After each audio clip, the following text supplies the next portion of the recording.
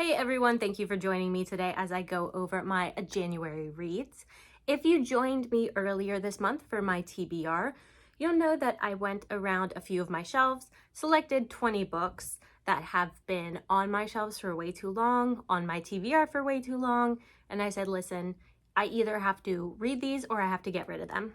We're gonna go over those results today. Spoiler alert, I did okay. Could have been better, could have done worse.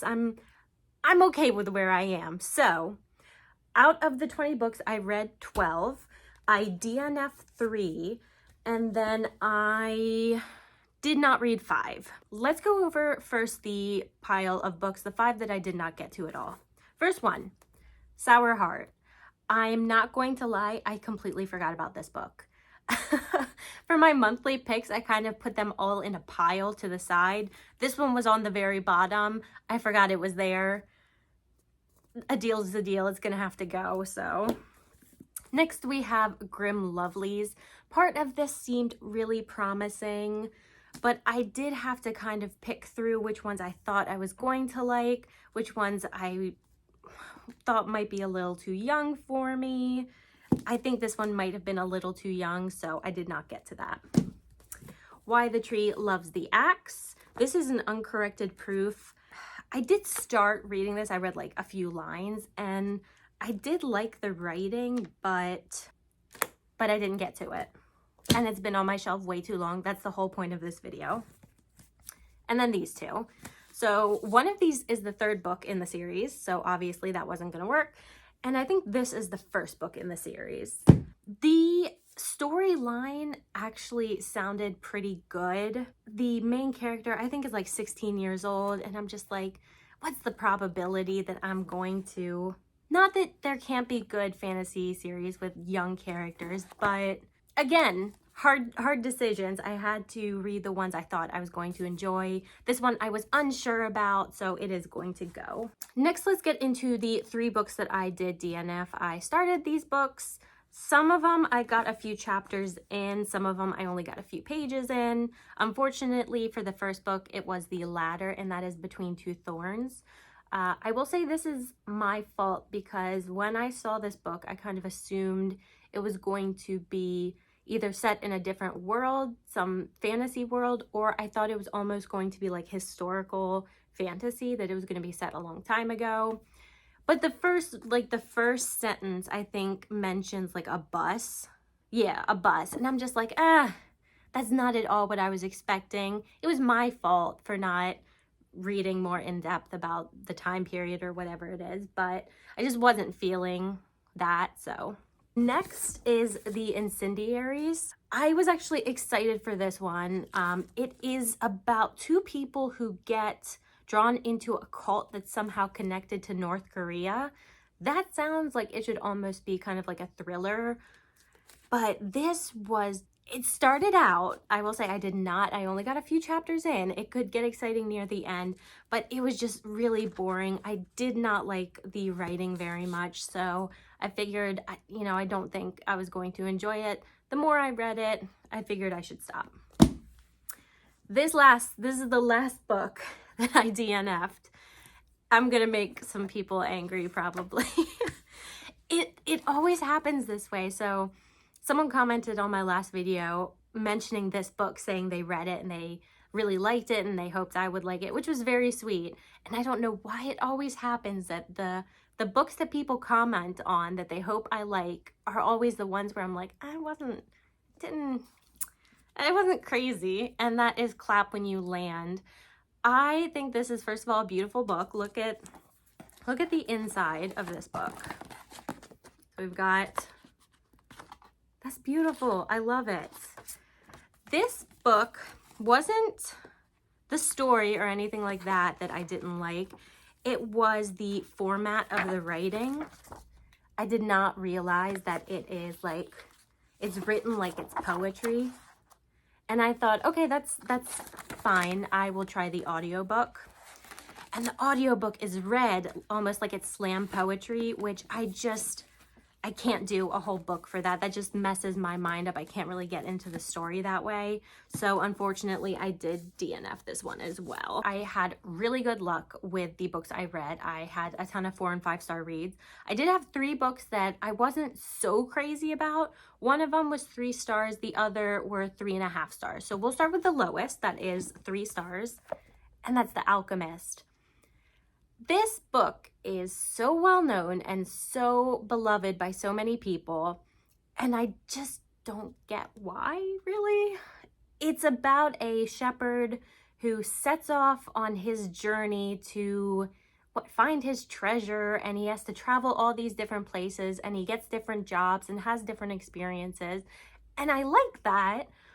But to me, this read more as like a self-help book almost. Some of the lines in it just were so corny. Maybe I didn't have the right mindset reading it, and I wasn't as open to receiving advice. I don't know. It didn't feel like a novel. It felt like a poorly disguised kind of self-help book. It wasn't bad, but from everything that people have said, like how crazy people get about this, I was left kind of confused as to why. But I'm glad I read it. Next, we have 2 collections of short stories. We're going to kind of go over them both. So we have What It Means When a Man Falls from the Sky, and we have The Secrets of the Fire King. I enjoyed these 2 collections. I think I like this one just a little bit more, but they were both really good. I thought both writers were really talented. The stories were interesting. This one focuses more on people, I believe, that live in Nigeria. Is that Nigeria? Yeah. So it's people who were born there, living there, some people who've moved to the US, some people who are going back. A lot of the stories were really sad in here. The characters I felt like were written really well, where you do sympathize and empathize with them. Overall, I did enjoy this. This one, same thing. Good characters, good stories, lots of variety. So this one has stories about like a mermaid. It's got a story about the husband and wife who get drawn into this underwater cult. It has a story about a boy who travels with a circus and breathes fire. So lots of kind of odd stories or unusual stories like that. It's not just about like a married couple having difficulties or the rebellious teenager. Like those things I kind of am just like, it's boring. These stories had a bit of like myth, a little bit of supernatural. I really like them. And this is the author of the Memory Keeper's Daughter, which I have not read. So next pile, this pile here, these are all my 4 and 5 star reads. I'm not going to put them in order. They were all really good. I enjoyed all of them a lot, so I'm just going to just go. Bird by Bird. This is pretty much about writing. If you've read Stephen King's On Writing, it kind of reminded me of that. Really good, funny, charming, encouraging, but it's not fluffy, too fluffy. It's not like writing is so easy and it's magical. No, this is like, it's going to be hard sometimes. It's going to be like pulling teeth sometimes, but she offers a lot of advice on dialogue and plot and characters and writer's block and the process of actually getting published. So I quite like this. I thought the author did a good job of almost like visualizing the process of writing. Good stuff. Next book on the list, we have The Downstairs Girl. This is a historical fiction novel. It is set in Atlanta in 1890s, and the main character we follow is Jo. She is Asian. She initially works at a hat shop, but is soon fired because some of the customers supposedly feel uncomfortable with her. She is able to get a job as a lady's maid. However, the lady of the house, the young lady of the house, was actually a childhood friend of hers. They grew up together, but they're in very different social standings now. It's very uncomfortable and tense between them because the lady, I can't remember what her name is. Anyway, she's a brat and abuses Joe, and the whole town, most of the town, are just not very friendly towards her. She's kind of ostracized and seen as this other kind of being. But one day she decides to write a column to the local struggling newspaper under the name Miss Sweetie. And this is kind of an advice column for women. And it takes off, but a lot of the opinions she has aren't comfortable for the times that people live in about, you know, race and gender and all this stuff. So some people really enjoy the column. Some people are very much against it. It's really this kind of coming of age story about her being secure in herself and facing all this adversity. There are some family secrets that are revealed. There is this race at the end, and it's just a very hopeful book. Even though Jo faces a lot in her life, she's only like 17 or 18 in this book. She's just a very positive, strong character. So I did like this one a lot. Next book we have Far From the Tree. I'm not gonna lie, initially I was kind of worried that this might be a little too YA for me. It was fantastic. This book is pretty much about adoption and a lot of people who are affected by it. So our main character, what's her name? Grace. Grace is in high school. Grace just gave birth to a baby that she gave up for adoption. And she knows that she's adopted, so this kind of prompts her to want to find her mother. Along the way, she finds out that she has a half-brother and a half-sister. So the book is really about the kind of three of them learning what it means to be a family, getting to know each other. They've all had very different experiences in the adoption process. The brother in the book is kind of still in the system. It has not been kind to him.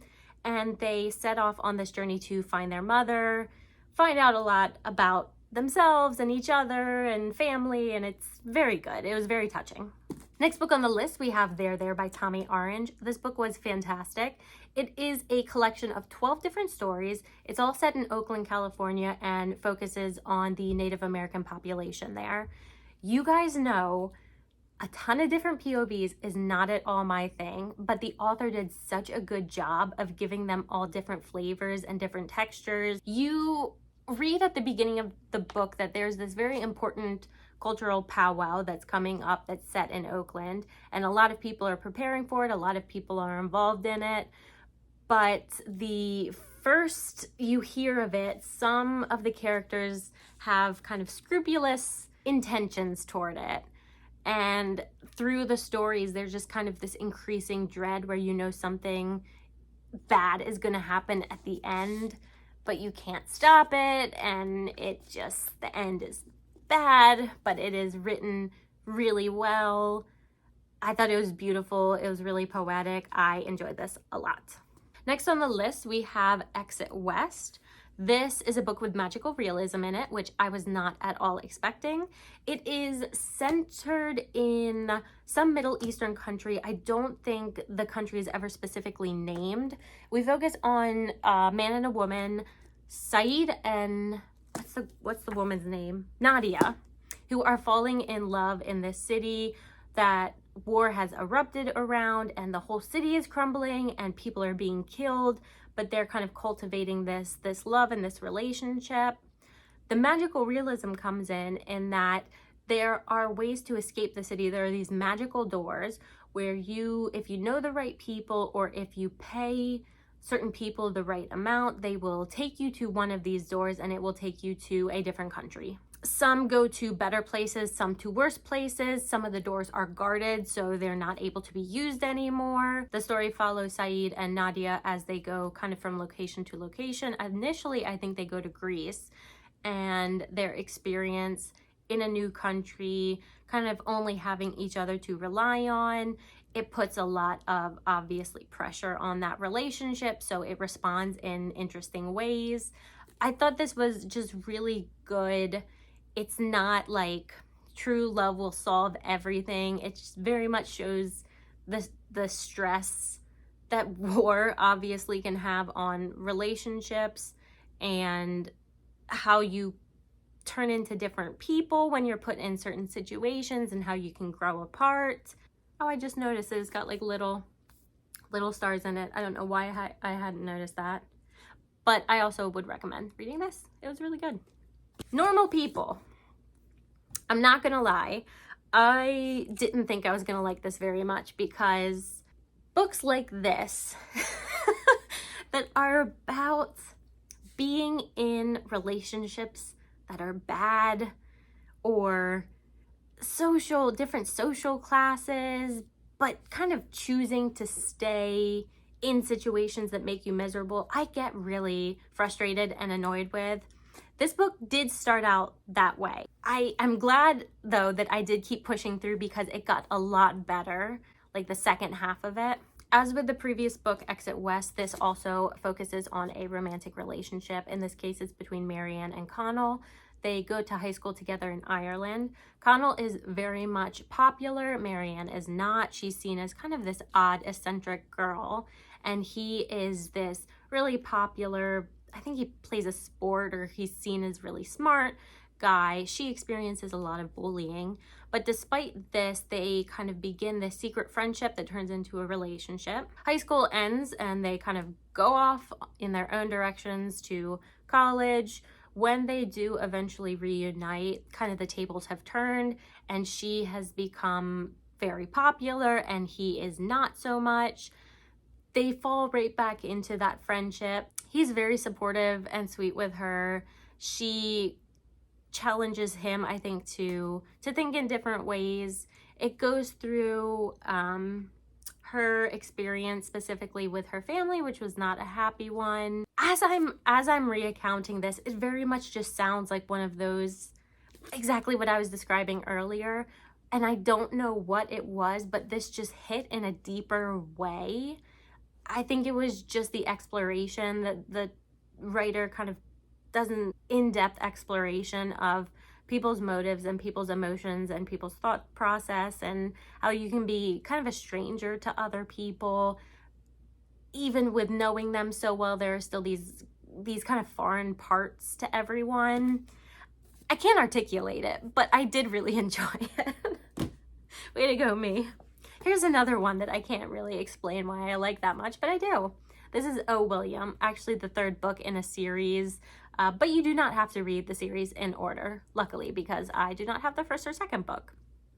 This writer is amazing. She is just so smooth and effortless, and her voice just kind of sucks you into the story, where you feel like you're like overhearing people's conversations rather than reading a book.